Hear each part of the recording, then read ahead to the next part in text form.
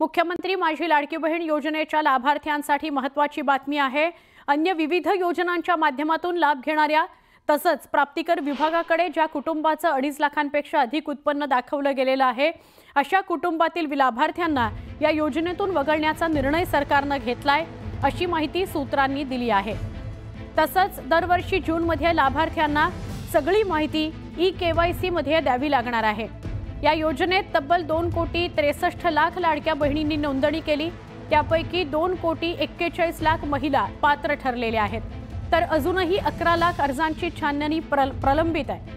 11 लाख अर्जांची आधारशी जोडणी प्रलंबित आहे। योजनेच्या निकषांचं उल्लंघन करत गैरफायदा घेतलेल्या 5 लाख बहिणींना सरकारने गेल्याच आठवड्यात अपात्र केलेलं आहे।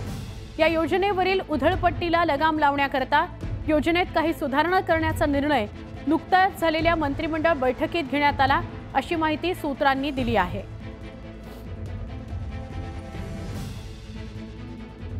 पण राज्यातल्या लाडक्या बहिणींकरता एक खुशखबर सुद्धा आहे। 8 दिवसात लाडक्या बहिणींचे पैसे त्यांच्या खात्यात जमा होतील। अर्थमंत्री अजित पवार यांनी जालन्यात ही माहिती दिली। लाडक्या बहिणींवरून अनेक जण आमच्यावर टीका करतायत, ही योजना काही बंद करणार नाहीत आम्ही, पण ही योजना बंद ठेवायची की सुरू ठेवायची हे सरकार ठरवेल की बाकी कोणीही नाही, असं अजित पवारांनी ठणकावून सांगितलं। तसंच येत्या आठवड्यात लाडक्या बहिणींचे पैसे मिळतील असंही ते म्हणाले। त्यांच्या या विधानानं लाडक्या बहिणींना दिलासा मिळालाय। महिलांसोबत वेडवाकडं वागाल तर थेट मकोका लावेन असा इशारा त्यांनी दिला आहे।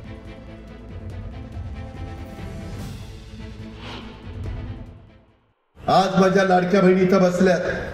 मला या सभेच्या निमित्तानं सांगायचंय, कालच मी इथं परतूर मंठ्याला येत असताना 3,500 कोटी रुपयाच्या चेकवर सही केली। 8 दिवसात माझ्या बहिणींना पैसे मिळणार, फेब्रुवारीचे पैसे मिळणार आहेत।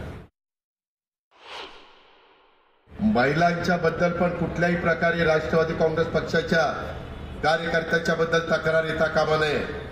महिलांच्याकडे बघताना मुलीच्या नात्याने किंवा बहिणीच्या नात्यानेच बघितलं गेलं पाहिजे।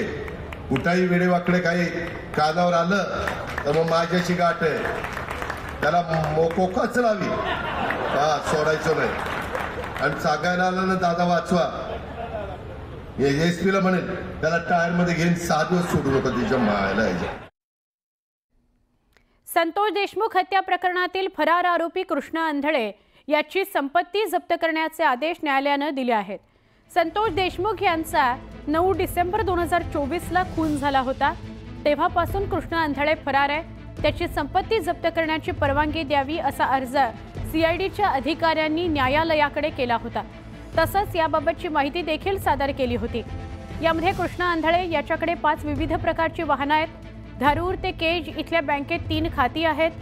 ही सगळी संपत्ती जप्त करण्याचे आदेश न्यायालयाने दिले असून त्यानुसार कारवाई सुरू करण्यात आलेली आहे।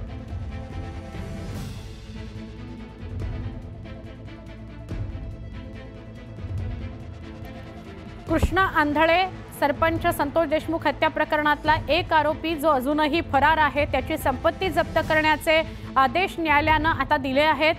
त्यामुळे त्याची संपत्ती जप्त होईल। त्याच्याकडे 5 वेगवेगळ्या दुचाकी आणि गाड्या आहेत। आपण अधिक माहिती घेऊया आमचे प्रतिनिधी सुरेश जाधव यांच्याकडून। सुरेश, इतके दिवस झाले म्हणजे आता 2 महिन्यां इतका काळ उलटलाय, कृष्णा आंधळे अजून पकडला गेलेला नाही, आत्ताची काय अपडेट? संतोष देशमुख हत्या प्रकरणातील प्रमुख आरोपीपैकी कृष्णा आंधळे हा 70 दिवसापासून फरार आहे। संतोष देशमुख हत्या प्रकरणाला आता 70 दिवस उलटून गेलेले आहेत आणि तो फरार झाल्यानंतर त्याच्या संदर्भात अटकेसाठी जवळपास 9 पथकं कार्यरत होती। प्रशासनानं आणि तपास यंत्रणानं फास आवळण्याच्या दृष्टिकोनातून आज जी कारवाई केलेली आहे ती महत्त्वाची कारवाई आहे। न्यायालयाकडे परवानगी मागितली होती की कृष्णा आंधळे याची जी संपत्ती आहे ती आम्हाला जप्त करायची आहे आणि त्याच न्यायालयानं परवानगी दिलेली आहे। आता परवानगी दिल्यानंतर कृष्णा आंधळेचा मुसक्या आवळण्याच्या दृष्टिकोनातून आता ही शेवटचा जो पर्याय आहे संपत्ती अटॅचमेंट करणं हा समजला जातो। वाल्मिक कराड यांच्या बाबतीतही तशाच पद्धतीनं ज्यावेळेस तपास यंत्रणांनी भूमिका घेतली त्यानंतर वाल्मिक कराड शरण आले होते।